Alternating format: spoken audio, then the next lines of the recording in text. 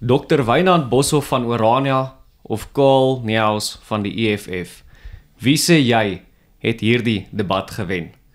Jy kyk na hierdie episode op die Orania Beweging se YouTube kanaal of jy is ingeskakel op Radio Orania, Orania se eie radiostasie.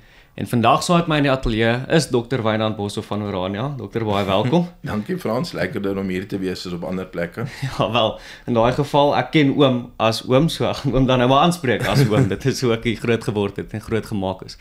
Nou oom was onlangs op 'n debat op Kyknet saam met Karl Neus van die EFF. 'n Debat wat ek seker is meeste van ons kykers al reeds gekyk het. 'n Debat wat ek kan dink in die beste woord om mee te beskryf of beste woord om dit mee te kan beskryf is uitdagend. Selfs uitputtend miskien. Maar ek het 'n vraag hieroor of die vraag wat ek die meeste ontvang het sedert ons nou 'n bietjie hierna gekyk het en oor gedink het en 'n paar kort video's wat daarvan gemaak is. Die vraag wat ons die meeste gesien het is mense vra waarom word daar ooit vir Karl Neus ligtyd gegee? So ek wil weet, waar kom hierdie debat vandaan? Is dit 'n debat wat net uit die bloute uitgeval het of na aanleiding van wat is dit? Kyk, Karl Neus het 'n skriftelike vraag aan die minister van Grondwetlike Ontwikkeling en Justisie ingedien. Dit is 'n meganisme in die parlement. Gewoonlik daar waar jy regtig oor die inhoud van die antwoord gepla is. Jy wil weet wat sê die minister oor 'n bepaalde saak. Dit word gepubliseer op die parlement se webwerf. Maar dit is kom nie op die televisie of op die YouTube kanaal of op enige iets nie. So as jy iets wil hê wat jy later wil kan gebruik, dan dien jy 'n skriftelike vraag in. En hy het 'n skriftelike vraag ingedien waarin hy eintlik maar die stelling maak dat Orania niks minder is of niks meer is as white supremacy en dat dit verbode behoort te wees en dat ons die reg tot selfbeskikking misbruik daarvoor en dan vra hy gaan die minister wetgewing verskerp daarteen om selfs te sorg dat mense soos ons in die tronk beland. Dit is van belang, so 'n vraag soos daai, en sy het hom geantwoord, en haar antwoord is 'n bietjie 'n absurde antwoord. Dit kom in wese daarop neer, omdat Suid-Afrika tevore 'n wit onderdrukkersregering gehad het, is wit mense in Suid-Afrika buite die bestek van die reg op selfbeskikking. Nou, daar's nie 'n manier wat dit so kan wees nie, maar nou staan dit daar, die minister het so gesê. So ons het toe daarop gereageer met 'n baie sterk verklaring, maar die minister dink ek nie is Afrikaans heeltemal magtig nie, so kyk net het toe gevind dat dit beter sal wees om met Karl Neus wat die saak aangevoer het. Natuurlik ja. Met my in 'n debat te sit as die minister.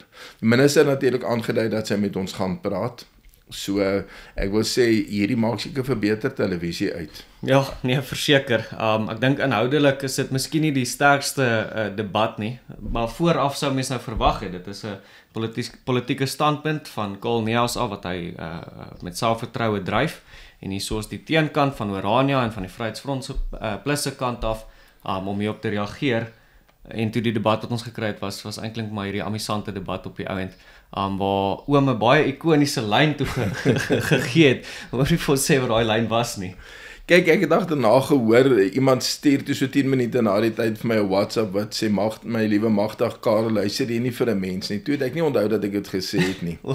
Ek onthou wel die oomblik wat ek my bloediglik vervies het, en dit is my altyd, dit is nou maar vir my een van daai dingetjies van in 'n gesprek, hoor jy tog wat die ander mense sê en jy reageer daarop. Jy hou nie net op dieselfde lyn asof dit nooit weer lê is nie.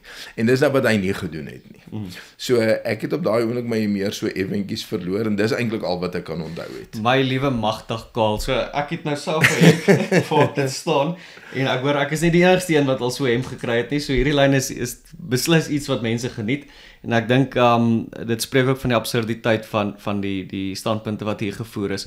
Gepraat van, ek het 'n paar van hierdie standpunte uitgelig waarna ons nou kan kyk en ek sal graag oom se reaksie daarop wil hoor, want hierdie was op die ouend van die dag 'n baie kort gesprek en ek dink 75% daarvan was 'n monoloog deur Karl Neus. Ek dink nie oom het ooit die geleentheid gekry om noodwendig al die los draadjies wat Karl probeer aanraak of probeer aanknoop op te kan reageer nie.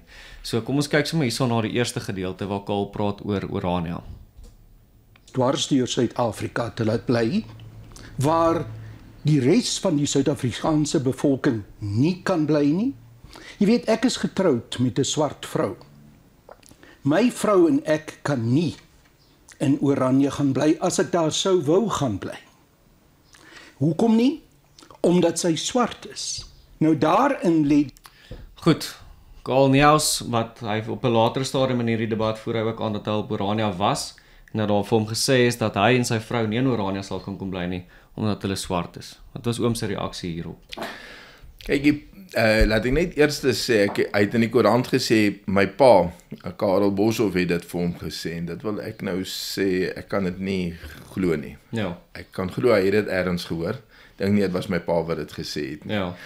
Een van die belangrikste goed wat Orania altyd moet onthou is, as daar tussen alles wat ons doen en nie doen nie, en dan wil deelneem en nie wil deelneem nie, een ding is wat ons onwettig kan maak, dan is dit as daar rasse-diskriminasie teen ons bewys kan word. En daarom moet Orania baie versigtig wees. Ja, die Afrikaner is 'n blanke volk. Ons weet sedert die 80er jare wat Hans Jesus sy boek Groep Sonder Grense uitgebring het, dat daar baie ander bloed ergens in die geskiedenis ingevloei het, uit slawe families, inheemse families, maar as jy nou die hele ding gaan ontleed, en as jy eintlik vir enigiemand, dis wat ek nou daarin ook probeer sê, buite 'n vreeslike gelaaide politieke gesprek sê, oorie, wat dink jy is Afrikaners? Dan is die kans omtrent 100% dat hulle vir jou gaan sê, dis die wit mense in Suid-Afrika wat Afrikaans praat. So hier en daar is daar mense wat sê, okay, nou, wat dan nou van die bruin mense wat Afrikaans praat, wat is hulle? Maar dit sal al iemand wees wat 'n bietjie aan die gesprek blootgestel is en daaroor nagedink het. Ek wil nou sê, swart of wit of bruin of Indiër, enige Suid-Afrikaner, selfs internasionaal as mense al gehoor het van Afrikaners. En ja, ek weet van hulle, dis die wit Suid-Afrikaners. Ja. Vir al dies wat Afrikaans praat. En daarom behoort ons nie skaam te wees of op 'n manier verleë te voel of te sê, kan ons ergens 'n token swartetjie kry om hier toe kom woon, net dat mense kan sien ons is nie rassisties nie. Nee, ja. Die Afrikaner is 'n wit volk. Sonder om dit in absolute terme te stel. Ons moet net, kan 'n mens miskien vergelyking maak en die vraag vra of Karl Neus nie 'n moontlike wit tokentjie is by die EFF, om net bietjie daai, ek bedoel mense wat so op raspolitiek gefokus is, om net daai algemene aanvaarding van ander rasse ook uit te pleis. Ek voel die Afrikaner het nie daai gevoel of daai skuldgevoel dat hulle so iets moet bewys nie. Presies. En wat sy argument nou is, en dit het ek tevore ook met die EFF raak geloop, ek het verwys na Taung of na watter gebied ook al, dan sê hulle, nee, maar as jy nou daar wil gaan woon, sal jy verwelkom word. Dis nou wat hierdie Klaule, die EFF-leier in die Noord-Kaap vir my gesê het. Hy het my gesê, as jy nou daar in Taung wil gaan woon, sal jy verwelkom word, maar as ek in Orania wil kom woon, gaan ek nie verwelkom word nie, ek gaan uitgesluit word. En dit is waar volgens hom dan nou die probleem is. Vra ek vir my, have you ever considered our numbers? Maar die punt is, jy kan al die Afrikaners in die hele Noord-Kaap, kan jy in Taung instuur, dan gaan ons nog nie eintlik 'n bedreiging vir enigiemand wees wat ons getalle betref nie. En daarom is ons in 'n minder gunstige posisie en moet ons onsself op 'n ander manier beskerm. Dit gaan oor ons getalle. Ek het nogal gedink, soos wat mense agterna sulke one-linertjies uitdink, wat jy vir iemand sou wou gesê het, as jy daaraan gedink het. Is om vir Karl Neus te sê, weet jy, as ons met ons getalle dink, ons kan floreer in Suid-Afrika sonder om instellings of grondgebied of enigiets van ons eie te hê, dan glo ons in white supremacy. Want jy moet wragtig beter as jy Engel Gabriel wees, as jy met 5% jou stempel wil afdruk en jouself wil kan handhaaf.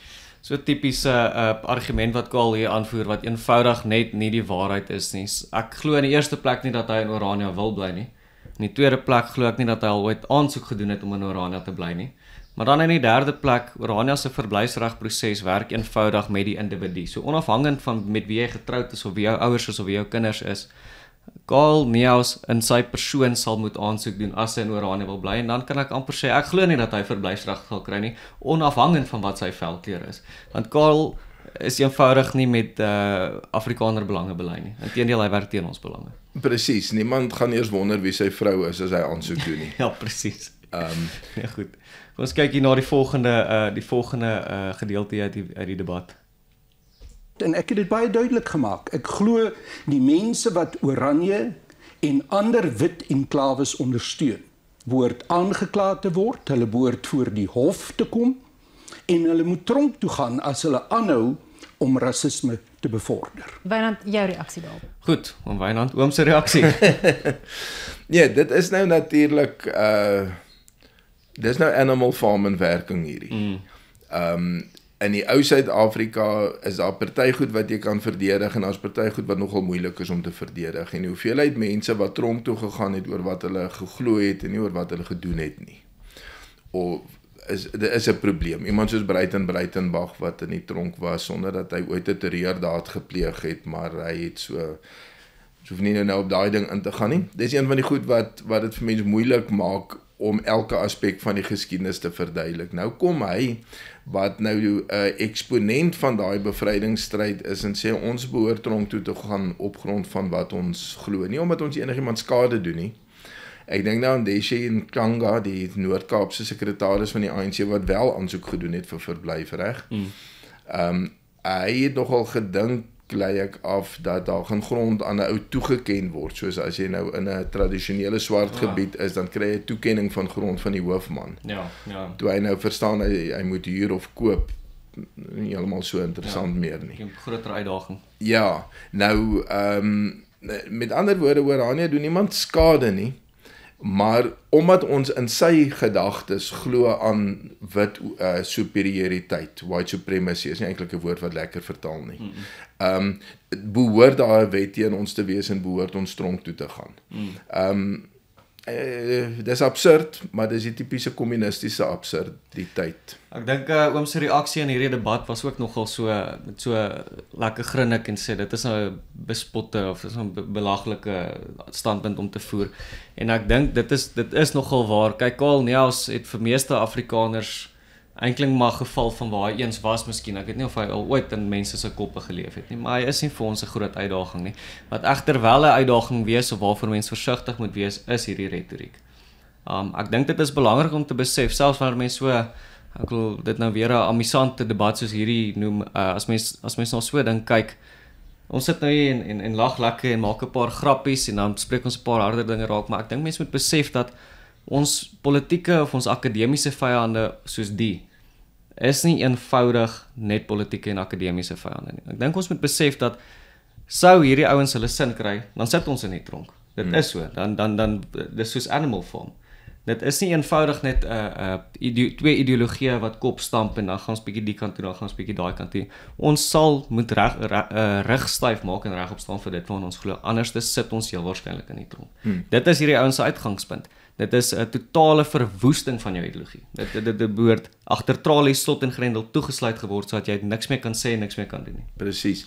Dit is nou die hele dilemma van die skikking wat hulle in 1994 moes maak om aan bewind te kom. Die ANC het eintlik op die punt gekom wat hulle vir hulle self gesê het, okay, militêr gaan ons nooit wen nie. As ons wil regeer, moet ons 'n paar toegewings maak en vir watter toegewings sien ons kans. En toe het hulle 'n paar goed gedoen en die belangrikste is die hele individuele regte, die regstaat, spesifiek rondom onderwys, spesifiek rondom onteiening. Hulle beleid was alle grond, banke, myne moet alles genasionaliseer word. Hulle het daarvan af weggestaan en hulle het die geduldige posisie ingeneem van 'n instansie wat sê, nee wat, as ek die politieke mag het, kry ek op die end alles deur wetgewing. Ja. En ek dink dis waar hulle nou trek. Hulle voel nou sterk genoeg dat dit wat hulle prys gegee het in 94 maar nie wou nie, kan hulle nou terugvat. Ja. Kan van ons afhang of hulle dit reg kry. Ja. Die een ding wat ons vir onsself baie duidelik moet sê is, die ander standpunt van Afrikaners in 94 van ons groepsregte gaan gewaarborg word in ons menseregte.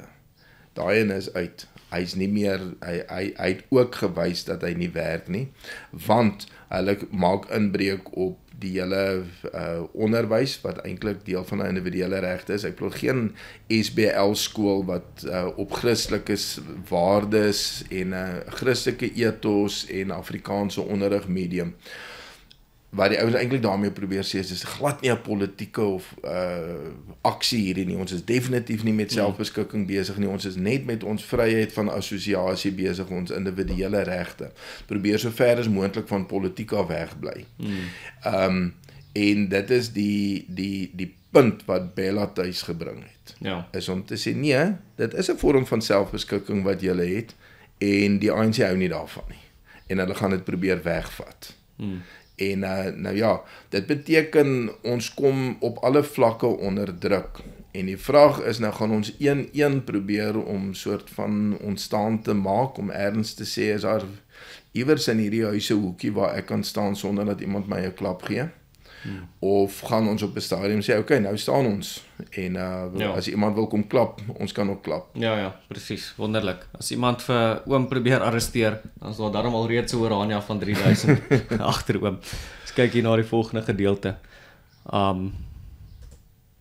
Die grondwet maak die grondwet nie juist voorsiening vir hierdie soort selfbeskikking nie. Nee, die grondwet. Net hierdie ene weer so 'n bietjie teruggaan.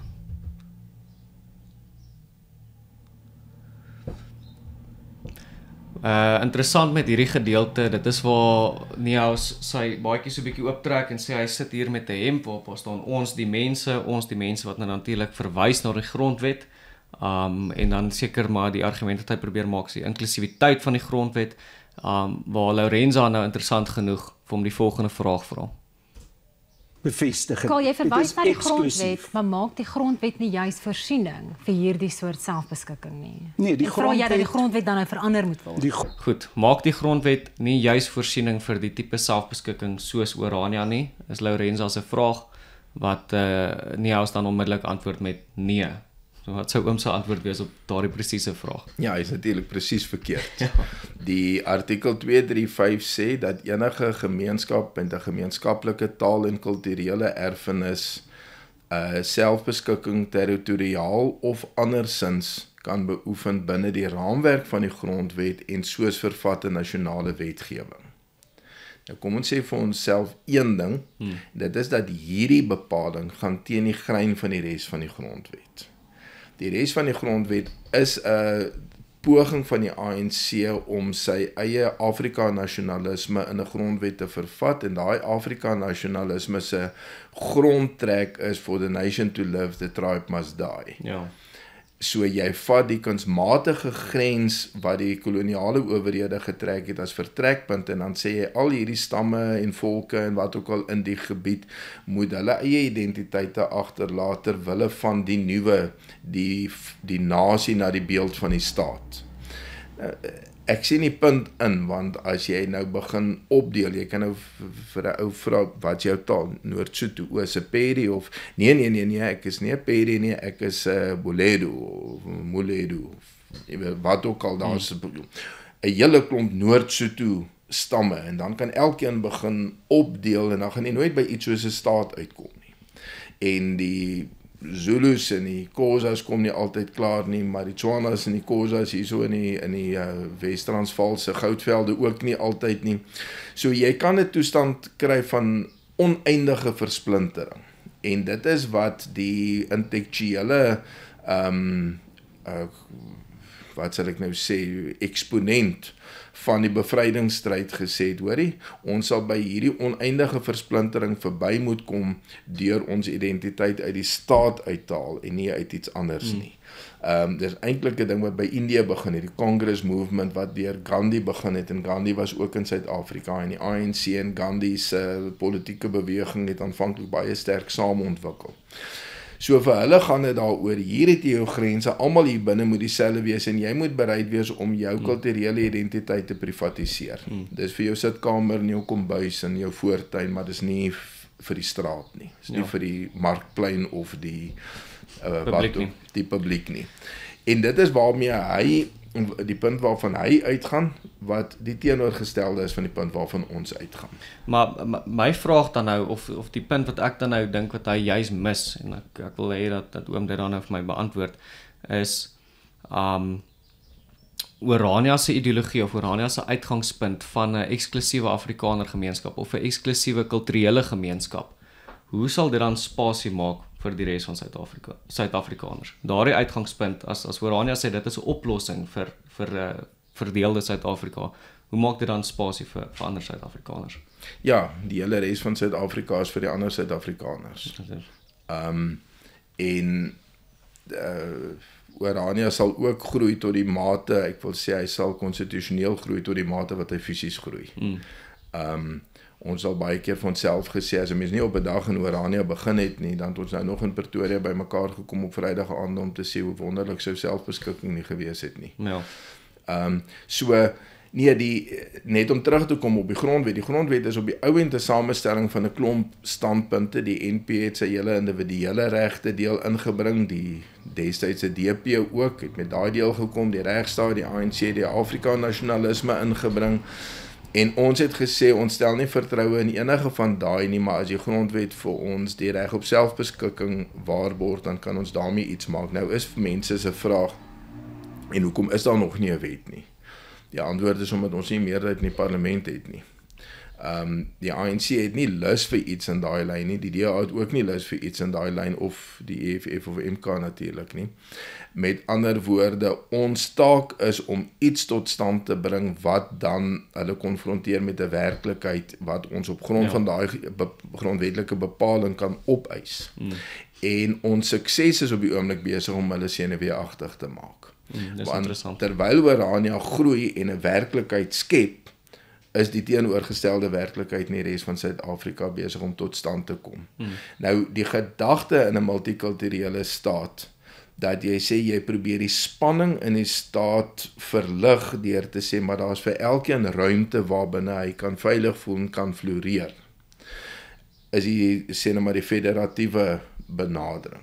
En die eenheidsstaat benadering is die teenoorgestelde. Dit is om te sê, daai verskeidenheid skep die spanning, so jy moet daai verskeidenheid bestry. Dis 'n onding, jy moet daarvan ontslaa raak. Nou hier staan ons teenoor mekaar, die huidige staat se onvermoë om goed af te dwing wat hy wil, soos veiligheid of soos wat ook al, ek bedoel polisiestasies wat privaat veiligheid kry om hulle op te pas, is my. Dit beteken ons gaan aangaan met wat ons doen, maar ons kan dit nie op 'n manier doen wat demonstreerbaar strydig is met die grondwet nie, en ek sou ook nie sê ons moet hierso, jy weet, hand rondswaai en sê kies vir julle vinger nie. As hierdie staat sy aandag wil fokus op iets soos Orania, dan het hy nog heelwat kapasiteit. Dis nie so 'n vervalde staat dat hy niks kan doen nie. Ja, ek hou daarvan. Dit is 'n strategie van skep die werklikheid eerste en vra dan erkenning vir dit wat jy reeds geskep het. Dan 'n ander ding, Orania gaan soek nie vyande nie. Ons vyande kom van self. Ons is nie uit om vyande te gaan soek nie. Ons kyk hier na die volgende gedeelte. Dit is 'n harde realiteit, Dr. Boshoff. Wat ek nie verstaan nie, is dat jy wil vir ons probeer verkoop dat die Afrikaner homself nie kan handhaaf in 'n verenigde Suid-Afrika met die Afrikaanse taal en sy kultuur nie. Hoekom is die Afrikaner so bang? Hoekom is die Afrikaner se kultuur dan konsuis nie sterk genoeg om Goed, dit is nou 'n lekker stukkie wat my sommer warm onder die kraag maak, en ek herken dit onmiddellik as 'n stukkie debatstegniek, of soms so woorde in iemand se mond te plaas, of om iemand te probeer op te soop en kwaad te maak, maar dit is dan nou sy vraag, waarom is die Afrikaner so bang? Wat hy eintlik vra is, waarom is die Afrikaner se kultuur dan so swak, dat jy nie saam met die res van Suid-Afrika kan bly nie? 'n Lekker stukkie taktiek om jou argument totaal absurd te laat klink. Ons is hierso alreeds meer as verby die helfte van die debat. Karl Neus het meeste van die tyd gepraat en hy het hierdie selfde lyn nog net die hele tyd deurgevoer. Maar ek dink hierso kom dit nou op daai punt uit wat sy verstand te bowe gaan. Die vraag wat hy vra, waarom is die Afrikaner so bang? Nou 'n volk leef deur sy instellings. Dis een van die goed wat ook vervat is in Orania, wat sy eie grond, eie instellings, eie arbeid. 'n Volk leef deur sy instellings. 'n Volk of 'n gemeenskap, 'n kultuurgroep bestaan nie omdat daar bloot 'n aantal individue is wat 'n bepaalde taal gebruik nie. 'n gesin is gans die volk, maar die gesin is nie die hele volk nie. Met ander woorde, as jy as gesin sekere waardes, sekere kultuur, sekere taal gebruik, handhaaf, dan word jy naderhand iets snaaks. Jy word 'n lewende museumstuk as die hele res van die wêreld aanbeweeg.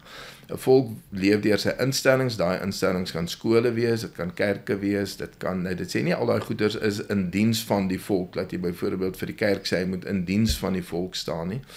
Maar as Afrikaners of watter volk ook al aanbid of skool toe gaan, kultuurorganisasies stig, dorpe stig, dan is dit instellings waarin die gemeenskaplikheid beslag kry.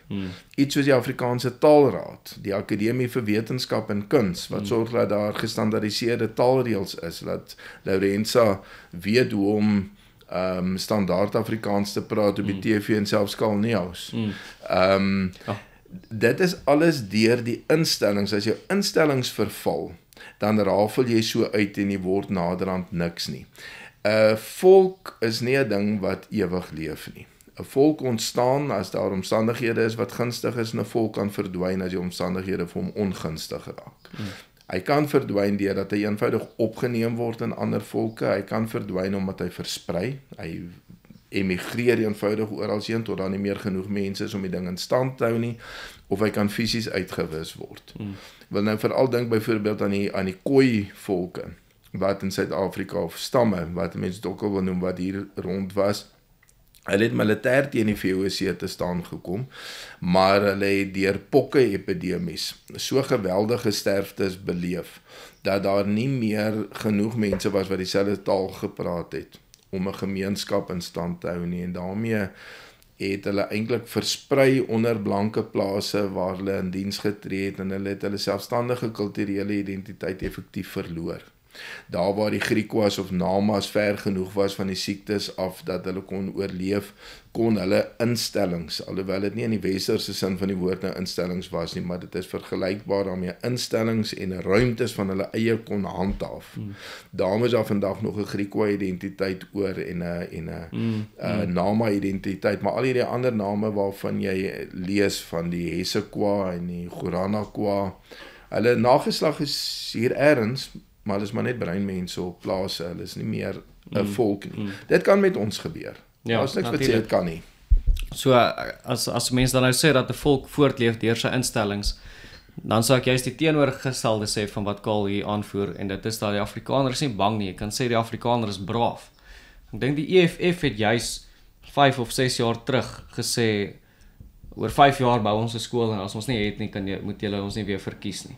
Goed, ons weet oor daai 5 jaar het daar niks gebeur nie, waarin Orania 6 jaar terug het ons tegniese college begin. Vandag staan 2 kampusse op daai college. Volgende jaar word daar 'n 3de kampus gebou. Afrikaner instellings soos Akademia, ek praat nou net in die onderwysrigting boue, sit 'n 3.8 triljoen kampus daar iewers in Pretoria. Nog 'n instelling, Afrikaner instelling wat vestig. As ons kyk na Afrikaner privaat sekuriteit, as ons kyk na Afrikaner ekonomie, as ons kyk na Afrikaner kultuurerfenis. Hier in Orania het ons nou weer 'n monument van Paul Kreer opgerig, met die hulp van duisende Afrikaners reg oor Suid-Afrika en buite Suid-Afrika. Dink wanneer 'n volk weer begin simbole oplig, dan is hulle onmoontlik bang. Dink dit spreek van trots en bravade. Presies. En wij dan so ter afsluiting, die lekkerste, my gunsteling deel van hierdie debat. Nie enige vorm van swart blanke meerderwaardigheid aanhang nie. Maar hy sê kom ons gee 'n kans, Karl. My liewe magtig Karl, luister jy nie vir 'n Kom mens ons gee 'n kans om Ek te luister reageer. baie Karl, goed. Karl, Ja, kom ek ons gee 'n kans. My liewe magtig Karl, luister jy nie vir 'n mens nie. En dan antwoord hy luister baie goed. So ek dink ons kan daai nog by een van die tikboksies of hoeveelheid leuns wat hy vertel het op hierdie debat byvoeg. Nou, ek het wel 'n vraag. Ek het gewonder oor die uitdrukking my liewe magtig Karl, luister jy nie vir 'n mens nie. Verwys dit na luister jy nie vir 'n mens nie in die sin van luister jy nie na wat ek sê nie, of luister jy nie vir 'n mens nie, kan jy nie stil bly en laat iemand anders praat vir 'n slag nie. Dit was albei daai goed wat die een ding is, ons het net nou in die debatte hele deel daaroor gevoer om te sê Orania gaan nie oor blanke meerderwaardigheid nie. En as ek nou sê ek hang dit nie aan, sê vir my nou hoekom bly jy in Orania? Presies, ja. So hy's in 'n sirkel argument wat duidelik toon hy luister nie vir mense, maar hy luister vir flippe niemand nie. Ja. Ek bedoel dit kan jy agterkom in sy hele manier van debatvoering. Jy dring nie tot hom deur nie. Ja. Die ander deel is dat hy was ongeskik, en ek wil sê wat hy gedoen het met Laurensa het vir my amper soos mikrogeslagsgeweld gevoel. Ja. Die manier wat hy eenvoudig doodpraat, wat hy partykeer so oorbuig asof hy haar fisies wil intimideer en sê hoor ek sal nou klaar praat. Dit het my gewalg.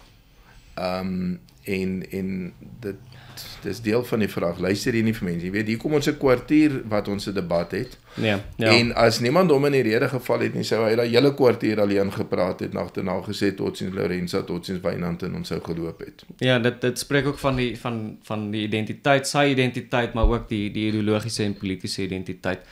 Daar is nog baie dinge wat ek oor hierdie debat kan noem. Ek is seker ons gaan nog baie hierdie spreekwoord of hierdie gesegde of hierdie lyn hoor, maar ons tyd is verstreke vir hierdie episode. So Wynand, baie dankie vir hierdie lekker debat wat julle vir ons gegee het. Hoe lyk jy, wat is volgende op die agenda? Die volgende belangrike ding is 'n afspraak met die minister, wat ons haar antwoord moet bespreek. Orania is daarbey betrokke en die Vryheidsfront. So ek dink dit is belangrik en ons kyk daarna. Hierdie was 'n bietjie pret en speletjies wil ek nou amper sê, en ek wil vir jouself sê jy die mees vermaaklike dele daar uitgesny en dit in 'n video gesit wat lyk my baie ver gegaan het. Daarmee het jy die hele debat 'n blootstelling gegee wat hy nooit sou gehad het nie. Dankie daarvoor. Ja, graag. Maar ons vat dit, maar die saak met die minister, dis eintlik waar die belangrike gesprek plaasvind, nie met Karl Neus nie, maar met die minister. So, ek sê dankie vir oom, en vir ons kykers en luisteraars wil ek sê dat hierdie is nie die laaste aanval wat ons as Afrikaners gaan beleef nie. Ons gaan nog baie aanvalle hê, ons gaan nog baie vyande hê, wie is dit teen Afrikaner, wie is dit teen Christendom, en ons gaan op verskillende maniere onsself daarteen verdedig en beskerm. Maar ons oplossing en ons identiteit lê nie by beskerm en verdedig nie. Ons oplossings lê by bou en vestig en ons eie identiteit hier in Suid-Afrika duidelik maak. So as jy wil deel raak van die oplossing van 'n span wat bou, van 'n span wat oprig, van 'n span wat nie net die hele tyd moet afweer en terugstaan en verdedig nie, maar 'n span wat werklik 'n toekoms bou, sluit aan as 'n lid van die Orania beweging. Laat al die skakels hieronder. Baie dankie.